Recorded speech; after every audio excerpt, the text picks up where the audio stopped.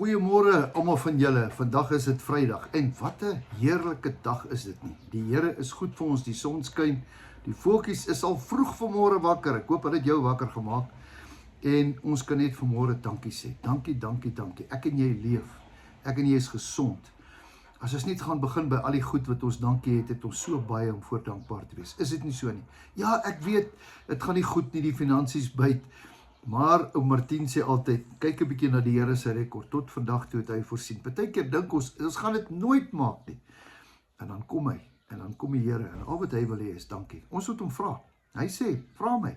Matteus 7:7, hy sê, bid, soek, vra. Ek sal vir jou gee. Vandag wil ek nie daaroor praat nie. Ek wil vandag praat oor iets wat vir my baie belangrik op die hart is. Baie mense sukkel. Baie mense gaan dit sleg. Hulle is verslaaf aan drank of alkohol of pornografie of maak nie saak wat nie. Weet jy wat die hartseerste is? Hulle wil nie gehelp word nie. Ja, ek en jy, ons het die resep. Hier is die resep. Hier sê, hou op. Moenie dit doen nie. Dit. Ons het al die antwoorde. Baie keer moet ons terugstaan. En onthou net, dis nie ons kinders nie, dis God se kinders. Daai mense met die probleme. Ek weet nie hoekom sê ek het. Ek het nog nooit hierdie gesprek gehad met jou nie, maar ons wil baie keer mense verander.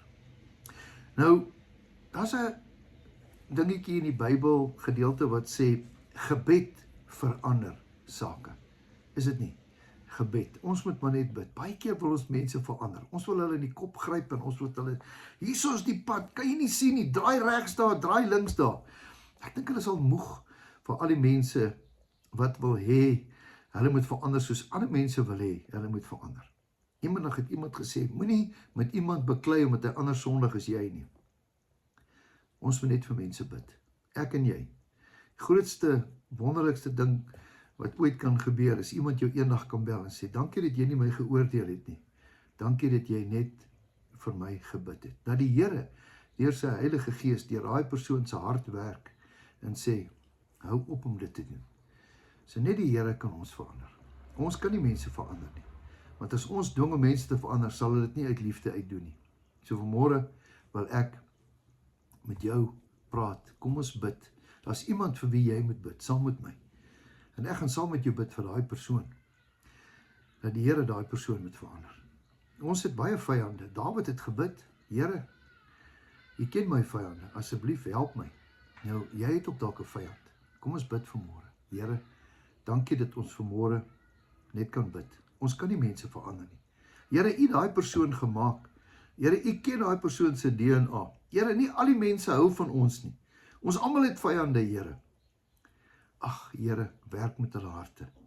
Here, hulle wat dalk verslaaf is of hulle wat dalk probleme het. Here, ons gaan nie hulle oordeel nie, want die oomblik as ons hulle oordeel, word ons geoordeel.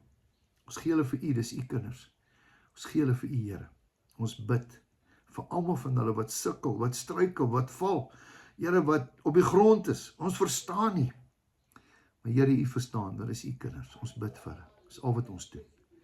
Loof en prys U naam. Amen. Geseënde naweek vir jou. Geniet hierdie naweek se rugby. Geniet hierdie wonderlike somer, amper somer, né? Ons is al by lengte sommer verby. Kortste lengte ooit. Ja, maar die bloeisels wys so ons. Dit is nog lengte. En weet altyd dat Jesus jou baie lief het. En dat jou beste voor hê. Totsiens, tot 'n volgende keer.